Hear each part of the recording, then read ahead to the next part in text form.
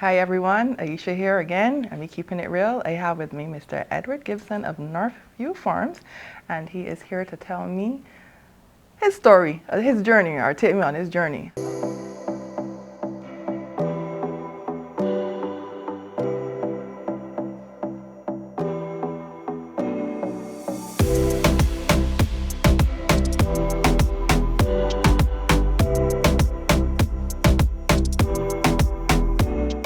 Mr. Gibson, tell me a little about Northview Farms and how you got to where you are. Well, Northview Farms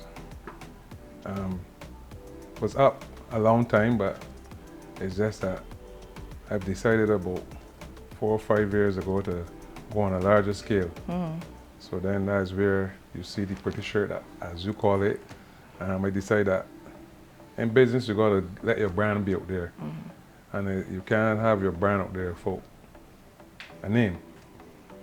So then from there on I created the name, through sitting on the farm I look and say, well look, I'm in the north of the island. The view is nice. So I said Northview Farms. And from there we were rolling. So tell me about taking the finances of this now. Because here you are with this vision now, and you know, you want to take it to the next level. How easy or how difficult was it to get the financing or the backing to take your business to the next level? Well, as a small businessman, it was very difficult to get financing because everyone wants you to be an entrepreneur, but when you go to most of the lending agencies, they're always asking for a lot of paperwork, and then you're now starting out. So if you're now starting out, you can't got the paperwork they're asking for. They want a 2-year financial statement. You're now starting a business. How am I going to get a 2-year financial statement? So I work around that and start out doing things on my own out of my pocket.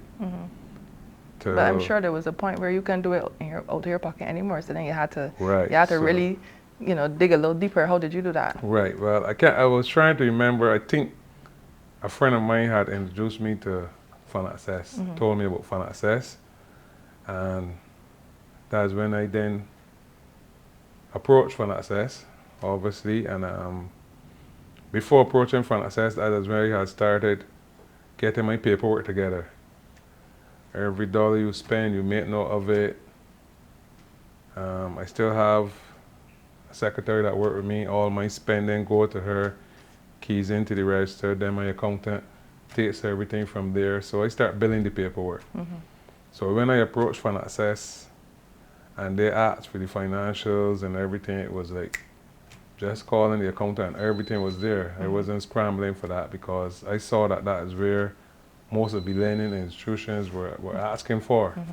So once I had those together, get to FundAccess, and they get me up and starting. Right. So since we're keeping it real, you know, we were outside having a little chat before we sat here, and I had a real glimpse of what it is to run Northview Farms. No, you had somebody on the phone, I assume it was an employee, and they saw you put on a different persona. How do you deal with that aspect of running a business? Well, I have some background in management, and to be a manager, you got to be able to deal with all kinds of situations and persons. And some of the persons that work with you might not be as understanding as you want them to be, but as I said, that's where you come in now as a manager and have to deal with situations. Like in that case just now where you were mentioning, it was a little too late for him to get to the back door with the eggs. I have already had a rapport with the manager and explained to him that the eggs that come to the supermarket are fresh eggs. Those eggs were picked up today. They have to be clean. So I can't meet the 12 o'clock deadline. That manager understands, but you might go and find another manager there now that not as cooperative as the other manager. So then that's where problems you get. So this is where I come in now and have to think quick and get the problem solved by calling the manager or either diverting the eggs to another one of the supermarkets. I know not every situation has a happy ending. how do you deal with when things don't work out? So what if you couldn't get hold of somebody and you had somebody that went there and they left, and then you have somebody, somebody that used to play to, saying, well, we waiting on you. How do you deal with that aspect of the business? Well, the thing about it is the product I have is always short at the supermarkets. So if I come to you and you playing hardball with me, I know a supermarket I can call, and sometimes I don't even have to call them, just bring the eggs, because I must say that I have a very good, I have good clients, and they know my product, and when people go in the supermarket and they don't see my product, they don't buy eggs, because they know, as I said, those eggs were laid today, and people like fresh eggs. So I don't have a problem getting rid of the eggs. So I call the manager, as you see just now, explain to him going forward, we got to deal with that situation, sure, it want to rise again. So then as you said, there's not everyone that have a happy ending, but good enough for me, my product always have a happy ending. So since we're keeping it real, we touched on the financing of the business. No, you're a farmer. We know that there are certain things that you can't control. How do you deal with when things are not running, in terms of the farming aspect? How do you deal with that? How do you deal with being a farmer and dealing with things that are out of your control that can possibly have an issue or cause an issue to your business? How do you deal with that aspect of it?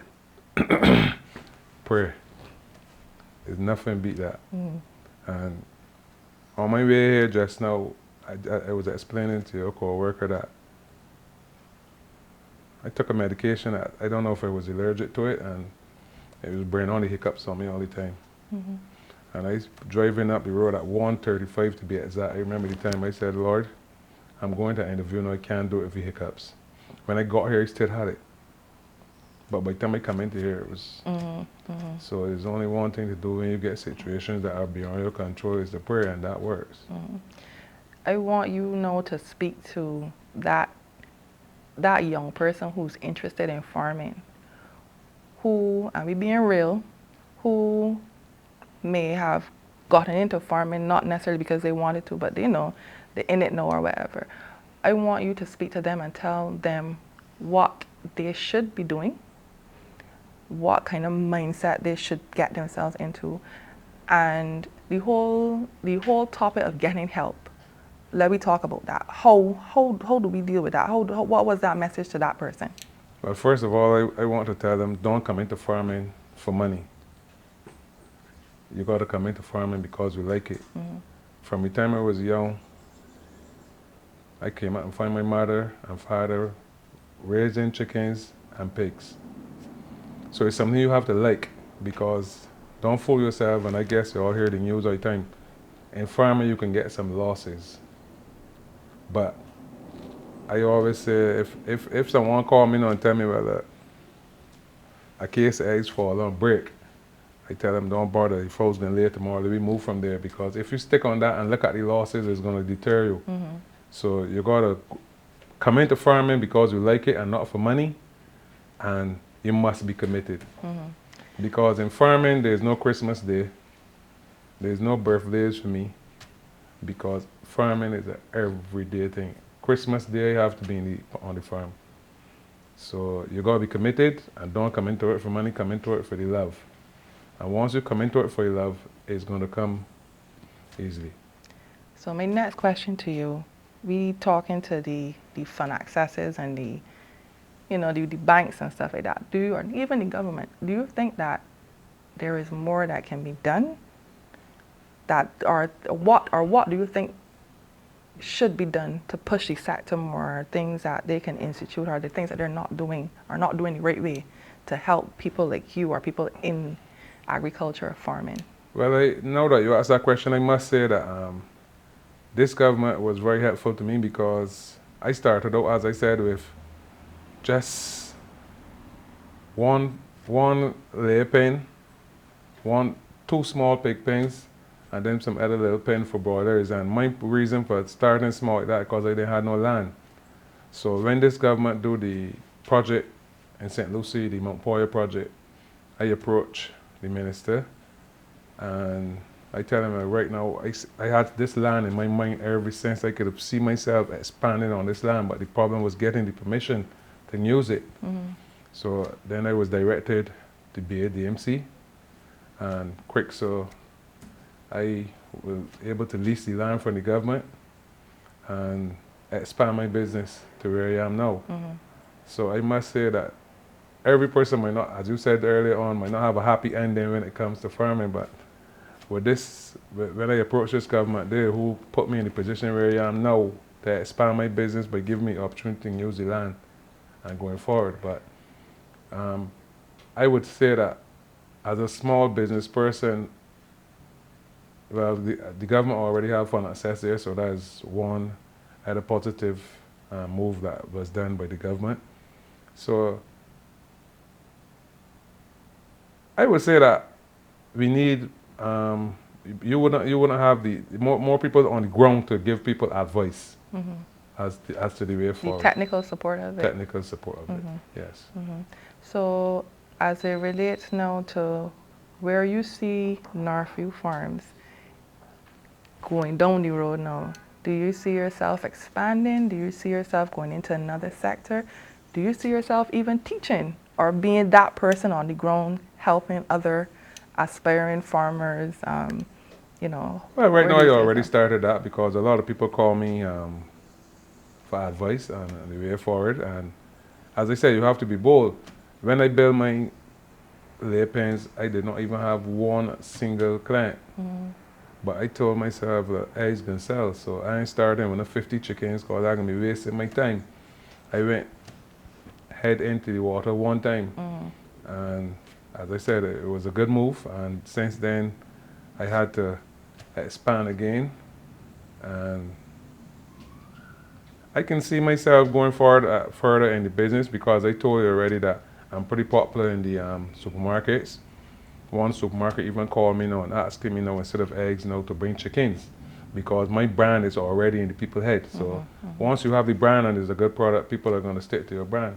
I don't get no complaints. Occasionally you get one person calling and saying the eggs is too small, but you know, you can not be able to please every person. If you're supplying 10 supermarkets and one person out of those 10 supermarkets call you, you know you're going to get the customer that it's very hard to please. But I talk to him in a polite manner, he get to understand, and then eventually he still continue buying the eggs. So my question to you now, you have any regrets? You have any things that you wish you could change? No, I don't have no regrets in farming. COVID teach me that farming is the way forward for any island. But during COVID time, my phone was hot because, as you know, food was scarce. And that's where the farmers, the people really saw the importance of farmers. And during COVID, I had my vehicles on the road delivering the product to the person. So I don't have no regrets about it. And I know you, but you know, a lot of people would have, especially the people like in farming, food, providing food, they would have seen the better, or come out on the better end when it came to COVID. Were there any lessons that you learned out of COVID? I know it was not really necessarily a bad period for you, but was there anything that you learned coming out of COVID? That you have to be prepared for all situations. And once you're prepared for all situations, and you have to adapt to suit the situation. In COVID, as I said, I had to think quick and get the product out there. Like instead of selling the pigs and what's not, because I also do pigs. And this where then I had to be thinking quick, getting them to the slaughterhouse, getting them cut up, and getting the calls to deliver. So I don't have no regrets in going into farming. Okay. Outside of the financing, is there anything that you think you can, well, not finance, outside of you, yourself, your business, what do you think you should improve on, or what you can improve on at this point in time? That's a good question.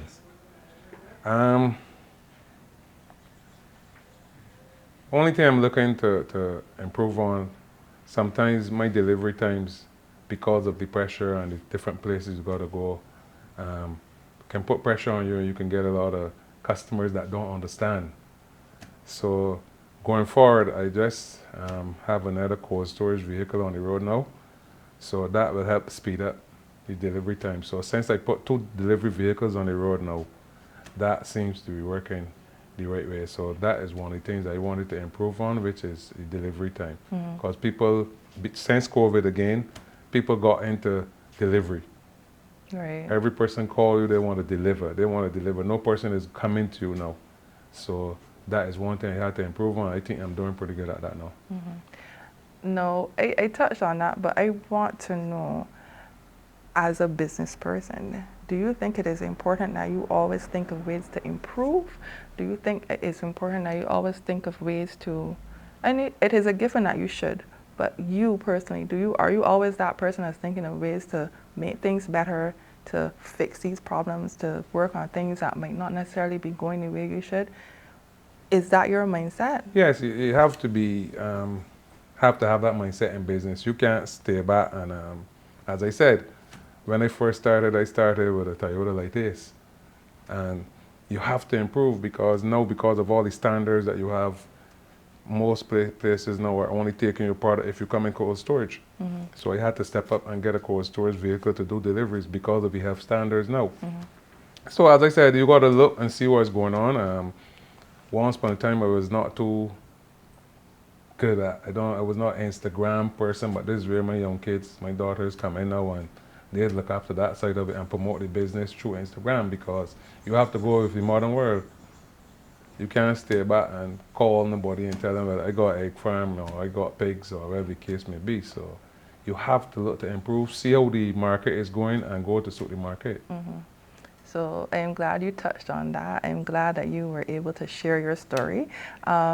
Lastly, where do you, in terms of Northview Farms, do you see yourself expanding outside of Barbados? Possibly. No. I think age might control that. No, you're talking about your children, but in terms of like leaving a legacy, do you think it? My kids, I don't think they're going to be into the farming. Why? Right? Why? Because farming is a lot of hard work. Mm. And we all know, as you said, you're keeping it real. Young kids know when they're going to be into this hard work. How would you change that? Well, you got to educate them from at school. Mm. We got to go back. When I went to Cajun Prairie School, we had to do farming at school. We raised black belly sheep at Cajun Prairie. We had kitchen garden at Cajun Prairie. I think that is move away now from the schools. So you think we should go back into these schools? You got to go back into that, because it's okay saying that you're promoting, you're asking people now to do farming. That's why the government is concentrating so much on agriculture. But people it must be stopped from in schools again. Mm-hmm. I mean, I came up, as I said, at school, changing off my clothes and dealing with kitchen garden and dealing with sheep. Mm. So if you don't have that in the schools now, most people are pushing, oh, I want my daughter to be a teacher. I want my daughter to be an accountant. But yeah, we didn't learn our lesson from COVID, because what happened in COVID You understand times, what I'm right? saying? So the farmers were the heroes. The farmers were the heroes. Mm. So I think that is what made actually farming came back into the mouths of people in Barbados, well, all over the world, but obviously we're speaking about Barbados. That came back into the mouth because COVID proved that you must have food, no ships, no planes. So we had to be there to make sure that people got food. Mm-hmm. And I must say that I think the farmers stood up good to the test in COVID, but a little more help now, we can save the government a lot of money on import. Mm-hmm. Is there a divide amongst you farmers? Is this an industry that you see like separation, or you guys are farmers united? No, I don't see no separation, because like in myself, I obviously know you're gonna find a person that is greedy, but sometimes if I run out of eggs, I can call another farmer that supply eggs and tell him, and it was the other way around. Like, I think only yesterday or the day before, another supplier, he called me and told me his truck break down. He want me to come and deliver for him. I tell him no problem. So I would take his eggs, which is my competitor, to the supermarket for him. Mm-hmm. But some people might not do that, but I said, no, that's how you got to live now, because there's a piece up here for everybody. Mm-hmm. So you can't look at it that way. Yeah, we come in, don't know, so I want you to just keep it real. And I just want you to tell that person out there who's listening to you and who just got all that information, tell them exactly what it is you want them to take away from this interview, what it is that, you know, that can be a life changer or a game changer for them. Well, I want them to take away from the interview, one, that you must be committed in anything that you do. You must not go into it for the love of money. You got to go into it because you love it, and that's what you want to do. And once you put those things in the dedication, you're going to come out a winner. Eddie, I thank you for taking the time to speak with me. Thank you so much on behalf of Keeping It Real and FundAccess. Okay. Thank you. Thank you.